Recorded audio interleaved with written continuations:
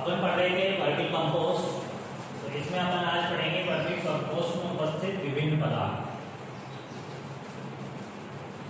Vermi compost में उपस्थित विभिन्न पदार्थ।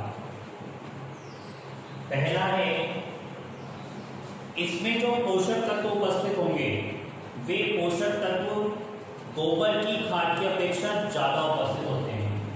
तो पोषक तत्व गोबर की खाद की अपेक्षा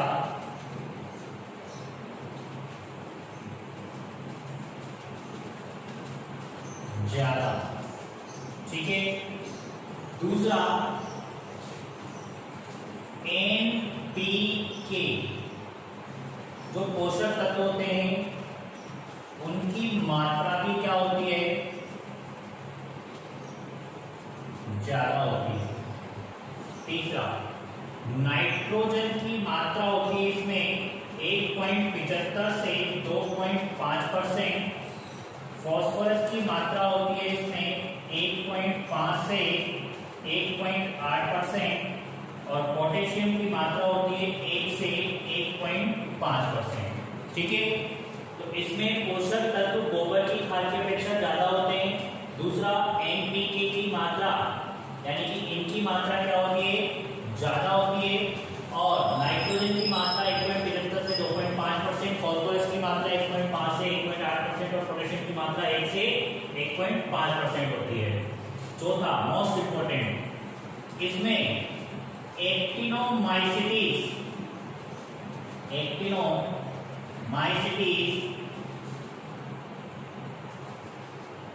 जो जीवाणु होता है,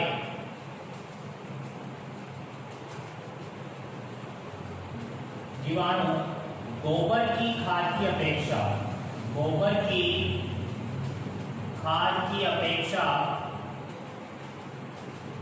ज्यादा मात्रा में होता है। अब मेन चीज, यह जीवाणु क्या कार्य करता है, यह जीवाणु एंटीबायोटिक का कार्य करता है। इसका एंटीबायोटिक यानी कि प्रतिजैविक का कार्य करता है, यानी रोग प्रतिरोधक क्षमता को बढ़ाने का कार्य करता है ये। अगला है, इसमें इस एंटीबायोटिक गुण के कारण यह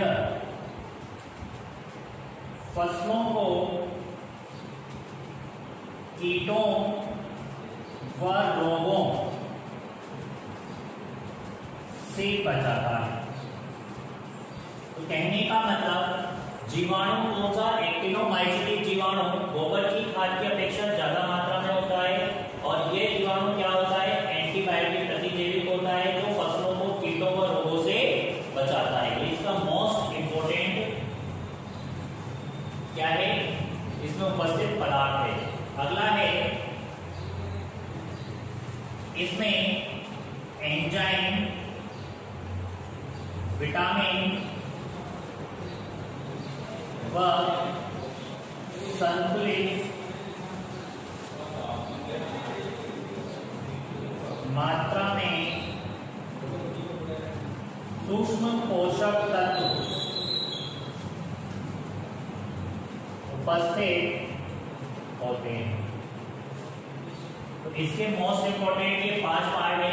पोषक तत्व गोबर की खाद की अपेक्षा ज्यादा होते हैं। NPK, इनकी मात्रा भी क्या होती है, इसमें ज्यादा होती है।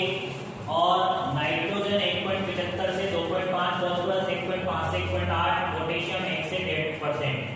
एक्टिनोमाइसीटिक जीवाणु गोबर की खाद की अपेक्षा ज्यादा और ये जीवाणु एंटीबायोटिक उत्सर्जित करता है जो प्रतिजैविक का कार्य करता है, एंटीबायोटिक फसलों को कीटों और रोगों से बचाता है।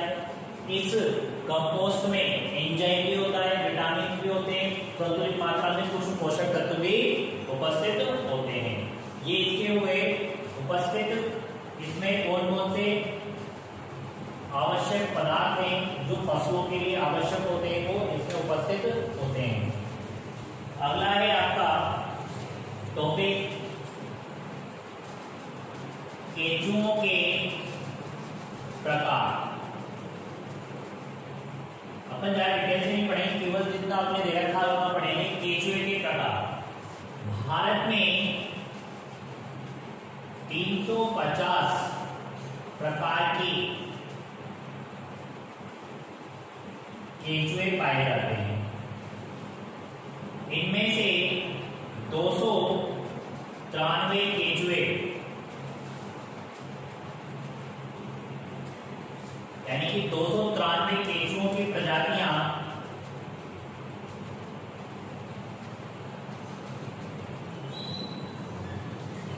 कृषि में उपयोगी हैं। यानी कि 350 प्रकार के केंचुए भारत में पाए जाते हैं, इनमें से 293 केंचुओं की प्रजातियां कृषि में उपयोगी हैं। इनमें से हमने 3 प्रजातियां ले रखी हैं। 3 प्रजातियां निम्न हैं।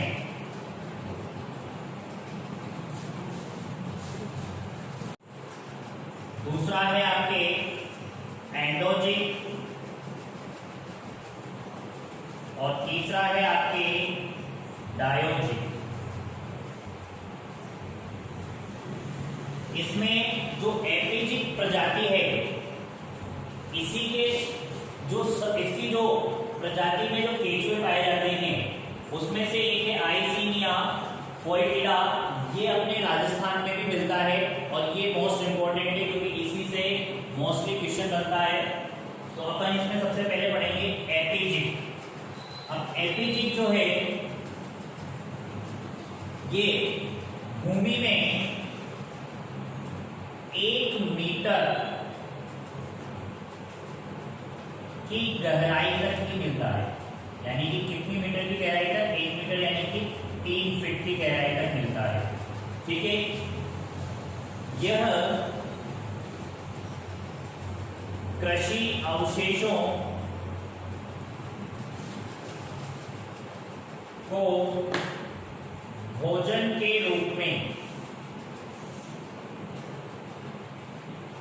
प्रयुक्त करता है। ठीक है, अगला है इसमें कि ये जो एपिजिक है ये केंचुए वर्मी कंपोस्ट बनाने के लिए अधिक प्रयोग में लिए जाते हैं। ठीक, भूमि की 1 मीटर गहराई में यानी 3 फीट तक मिलता है। कृषि अवशेषों को भोजन के रूप में प्रयोग करता है क्योंकि ये 3 मीटर की गहराई में मिलता है, इसलिए इसका प्रयोग किसमें करते हैं? वर्मी कंपोस्ट बनाने के लिए इसका प्रयोग किया जाता है। ठीक है, अब इसकी इस एपिजिक की कुछ सामान्य जातियां हैं, जैसे फेरेटिमा इलोंगेटा, सेकंड है आपके पेरेनिक्स,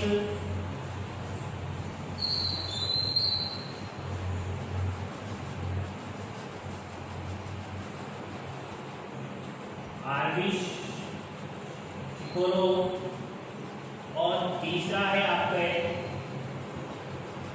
आइसिनिया फोएटिडा। इसकी 3 मुख्य हैं ये एपिजिक की, फेरेटिमा इलोंगेटा, पेरेनिक्स आर्विशिकोलो और आइसिनिया फोएटिडा। इसमें से अपने राजस्थान में जो मिलता है वो मिलता है आइसिनिया फोएटिडा। अब इसमें अपन को जो पढ़ना है वो आइसिनिया फोएटिडा के बारे में पढ़ना है अपन को थोड़ा सा।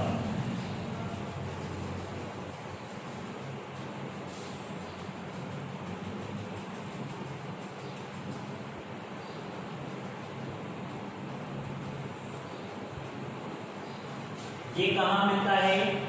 राजस्थान में। ठीक है, ये यहाँ की जो परिस्थितियां हैं उनके अनुकूल है। यानी कि राजस्थान की जलवायु के अनुकूल। ठीक, इसके अंदर थर्ड पॉइंट है कि इसका रंग लाल कलर का होता है। ऐसा होता है, ये लाल कलर का होता है। इसकी लंबाई 3 से 4 इंच। इसका भार 1 ग्राम। कभी कभार ये मतलब इसको आप ऐसे कह सकते हो कि 1.5 से 1 ग्राम तक होता है। ठीक है, अगला, इसके अंदर 90% ये जो भोजन लेता है, सॉरी भोजन जो लेता है, ये भोजन ये 90% तक कार्बनिक पदार्थों का और 10% के रूप में मृदा को लेता है। तो इसमें मेन चीज है, ये कहाँ मिलता है? राजस्थान में, क्योंकि राजस्थान की जलवायु के अनुकूल है ये। इसका रंग लाल होता है, लंबाई 3 से 4 इंच होती है, भार 1.5 से 1 ग्राम होता है। भोजन के रूप में ये 90% कार्बनिक पदार्थ और 10% मृदा का प्रयोग करता है। ठीक है, अब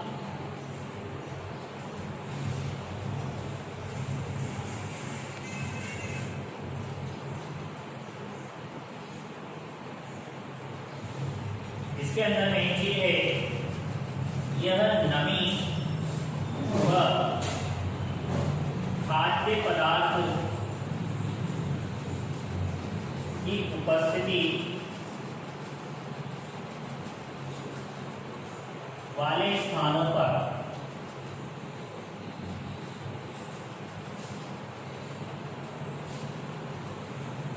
यह मिलता है।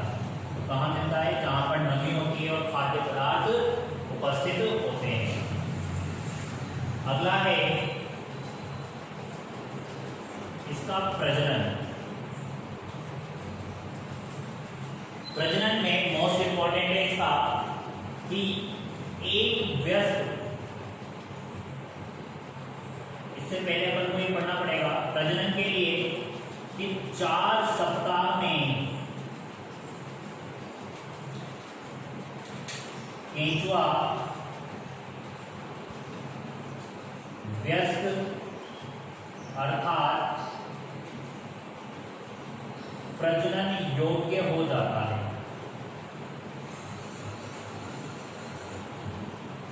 ठीक है, अगला, एक वयस्क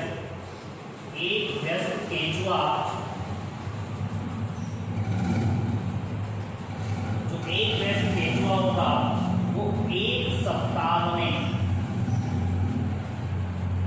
2 से 3 कोकून देता है।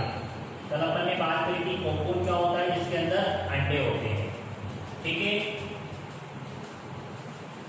और एक कोकून में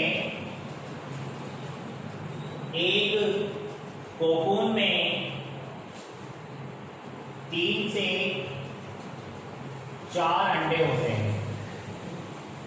ठीक, तो ये प्रजनन कितने सप्ताह में अगर बात कर सकता है? 4 सप्ताह में केंचुआ वयस्क हो जाता है, अर्थात प्रजनन योग्य हो जाता है। एक वयस्क केंचुआ 1 सप्ताह में 2 से 3 कोकून देता है। तो यानी कि एक कोकून में कितने होते हैं? 3 से 4, यानी कि अगर 3 कोकून दिए तो उसमें लगभग 9 अंडे दे दिए। इस प्रकार से इसका प्रजनन होता है। तो अगर देखा जाए तो 6 माह में एक केंचुआ लगभग 2500 अंडे देता है। कितने अंडे देता है?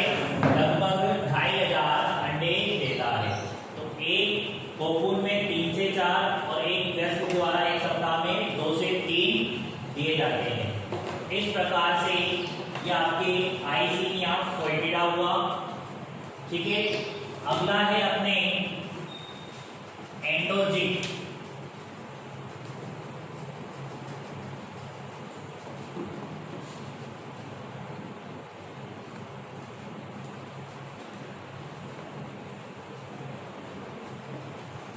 ये जो केंचुआ होता है वो भूमि में 3 मीटर से नीचे उपस्थित होता है। यानी कि अपन ने जो इससे पहले पढ़ा था एपीजी वो लगभग 1 मीटर तक होता है, ये 3 मीटर से नीचे उपस्थित होता है। अधिक गहराई में होता है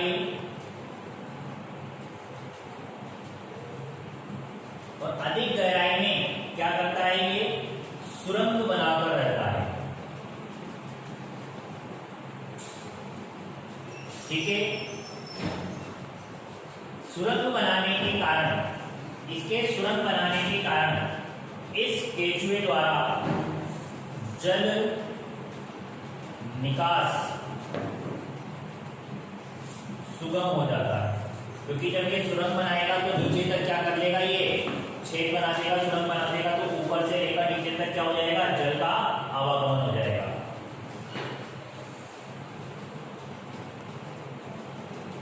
और इस केंचुए को अधिक मात्रा में भोजन के रूप में प्रयुक्त किया जाता है।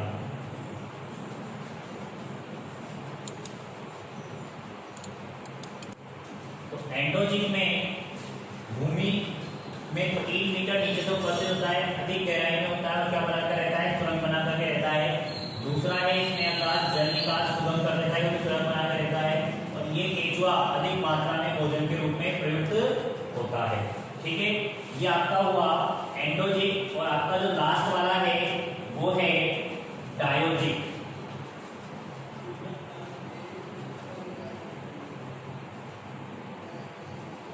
ये जो केंचुआ है 1 से 3 मीटर की गहराई में उपस्थित होता है। ठीक है, यानी कि डायोजिक जो होता है केंचुआ वो 1 से 3 मीटर की गहराई तक होता है, यानी कि एपीजिक 1 मीटर तक और एंडोजिक आपके 3 मीटर बाहर में। तो उन दोनों के बीच में कौन सा होता है, डायोजिक होता है। ठीक है, ये आपके केंचुए के प्रकार हुए। अब इसके बाद अपन जो पढ़ेंगे वो है अपना वर्मी कंपोस्ट बनाने की विधि। ठीक है।